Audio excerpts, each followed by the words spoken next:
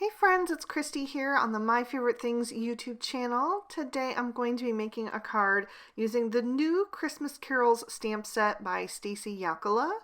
So I've stamped my images out on some Spectrum Noir Ultra Smooth Premium White cardstock with Extreme Black Hybrid ink. And I'm choosing a piece of pattern paper from the Cheerful Plaid 6x6, and I'm going to tuck that right under my cardstock panel so that I can choose my Copic marker combinations to match. But first I'm going to start with my little cow, and I wanted it to be a Jersey cow. I just love Jersey cows. So I chose E33, E35, and E37. Starting with the E37 and laying in some shadow on the outer edges of the face, a little bit on the ears. I put some on the bridge of the nose. And then I started to go down the arm and then saw the cuffs at the end and thought, oh, was he supposed to be wearing a sweater since his hands and that paper are kind of in front of it? It was a little hard to tell. So I went over that arm section with my colorless blender to kind of push that color back so that I could color over it with a darker shade later on. And then I moved on to my E35 to start to blend that out. So I'm going to go right over the edge of the E37 and make sure I get a nice smooth blend and just continue from the face down to the lower part of the body. And then I'm going to come in with my lightest shade, which is going to be the E33, and blend all of the highlighted area out with that color. So actually, once I get to the pig, I'm going to realize that these critters are not wearing sweaters, but I'm going to give them sweaters for today's card because I just thought, hey, why not? I already saved the room. So around the eyes and on the inner part of the ears, I used E30 and E31, so he would have a little bit lighter patches there. And I will add some other color to the inside of the ears, but I just wanted it to be a bit muted with those brown shades. So for the nose and the inside of the ears, I'll use YR000, YR00, and YR01. So I just blended all of that out, and then I'm going to use the same shades for the little pig. And as I said, once I got to the little pig, since his arms are kind of spread, I could see that he's actually not wearing a sweater, that those cuffs are the cuffs of the mittens. But like I said, I just decided to go with it since I'd already kind of cleaned up the room on the cow. I thought, wouldn't it be nice to just give them little Christmas sweaters and have that extra pop of color on the card? Why not? So I just shaded his face and again the lower area of his body with those same markers. And then for his nose, I'm just going to use the lighter two shades, the YR00 and then the YR000. For the little sheep, I decided to do a black face sheep since those are my absolute favorite. So I chose T1, T3, and T5. Did a little shadow up under the woolly hairline and then blended out with the T3 and the T1. And then I used the T1 and the T0 to do the rest of the wool. And I did kind of like a dotting motion for that because I wanted it to look nice and fluffy, just like it's drawn there. So just very soft blending with those dot detail. And then I'm going to move on to the cow's sweater. I went with some really dark reds. Like I said, I wanted to cover up that brown that I had originally done. So I went with R35, R37, and R39. And I used the R39 first to do a little shadow on the outer parts of the arm and also where his arm is in front of his body and then where the scarf is covering his body. And I did the candle with those same shades that's in the little street light. And then for the sheep, I'm going to go with the turquoise that's in the pattern paper. And I chose BG32, BG45, and BG49. So for the sheep, I kind of just drew in the bottom of the sweater with that darkest shade since there isn't actually a line there. And then blended out with the other two shades. And then for the little pig, I decided to use the greens that are in the pattern paper. I went with YG11, YG13, and YG17. And again, just use that darkest shade to draw in the bottom of the sweater. And then once I have this blended out, I'm going to go and color in all of the little accessories using the same 3 combos of markers. And then I gave them some rosy cheeks with R11 and R20. Just use the R20 first and then trace around it with the R11. For the sheet music in their hands, I wanted to give it kind of like a vintage vibe, so I went with E50 and E51 and let that fade into the white. And then for the poof on the pig's hat, I used W1 and W00, and for the cobblestones, I added in W3 as well. And I started by coloring the W3 on the right side of each cobblestone. And then I'm going to blend that toward the left with the W1. And I'm not being too particular about it because this is stone, and so it doesn't need to be perfectly smooth and blended, because rocks are not, especially cobblestones that have been walked over.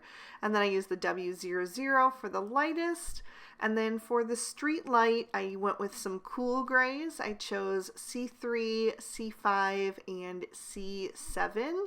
So I used the C7 to do some shadows, and I'm going to blend that out with the C5, and then the C3 is going to give me a nice highlight on that.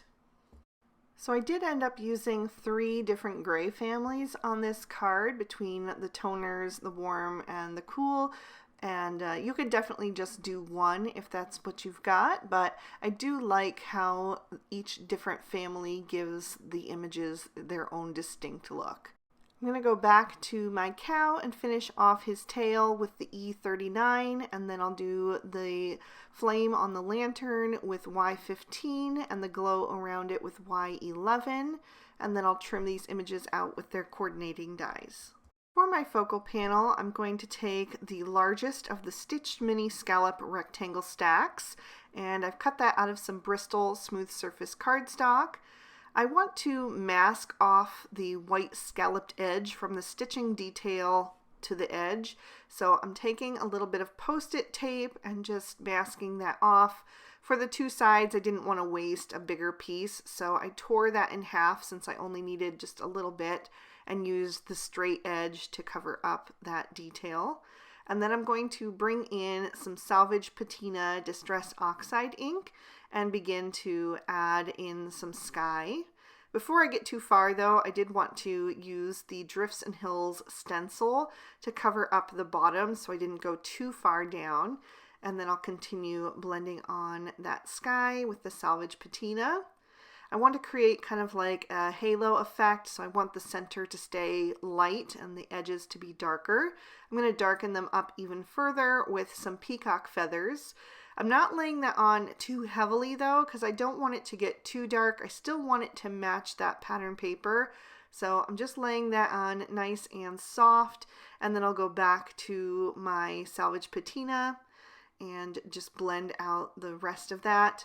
And then it was a little too similar, so I wanted to darken up the edges just a bit more, so I went back and forth one more time and then brought that Salvage Patina all the way down to the top of that stencil. So it still stays nice and light in the center, it just has one layer of that color on there. To add some snow, I'm going to take some Gansai Tambi Starry Colors and use this pearl shade to add some splatter detail on the background. And then I'll remove my stencil and my masks so that you can see that nice white edge. I'll set that aside to dry, and once it has, I'm going to stamp my sentiment using VersaFine Onyx Black ink so that it lays nicely over that Distress Oxide. And I'm stamping "We wish you a Merry Christmas and a Happy New Year." And I stamped that down twice to make sure it was a nice bold impression. I'll set that aside to dry, and I'm going to do an insert for the inside of my card since I'm using a darker colored cardstock. So I'm going to take one of the A2 stitch rectangle stacks set 2. This is the second smallest, and I'm going to stamp the 2 remaining critters from that set plus the additional sentiment there. And I did add a few of those little music notes off screen because I just felt like it needed a little something extra. I'll glue that to the inside of my card base, and that was created from Amarena Cherry cardstock, so I just scored and folded that to a standard size card, and then I trimmed down that pattern paper with the largest of the A2 stitch rectangle stacks set 2, and I'm going to glue that to my card front so there's just a little sliver of that red cardstock showing around the outside edges. I've added some foam tape to the back of my focal panel, so I'll peel off the release papers, line that up in the center of my card, and then press that down into place. And then I can bring in my images to set my little scene.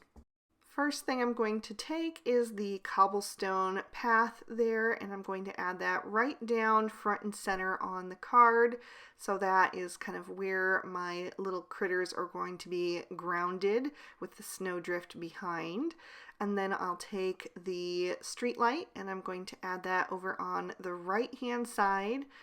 You can see that I shifted my sentiment just slightly to the left to make room for that street light. And then to kind of balance that street light, I'm going to add the cow since he's the tallest critter. I'll put him over on the left hand side. Then I'll take the little pig and he's going to be in the center of this little group of carolers. So I'll add him right on top of those cobblestones. And then finally I'll take my little sheep and add her to the right of him. So everybody is kind of framed in nicely. And then there are a couple little details that I wanted to do to finish off this card. The first was to color in the lantern. I didn't want it to be white since it should be glass. It should be reflecting the sky, so I did that with a BG11 marker. And then I wanted to add a little bit of stickles, so I put that on the glow of the flame, also to the top of the pig's hat, and to the sheet music that each of the critters are holding. And then I decided that I wanted to add in the music notes to kind of mimic the inside of the card. So I took each of those and stamped those down in some more VersaFine Onyx Black ink. And that is going to finish off this card. So I'll lift that up to the camera and tip it into the light so you can see how that reflects and also give you another peek at the inside. I hope you guys have enjoyed the September edition of Christy Gets Crafty with my favorite things. If you did, please be sure to give the video a like and leave me a comment down below. I love chatting with you guys. Subscribe to My Favorite Things for more inspiring videos just like these here on screen. Bye-bye.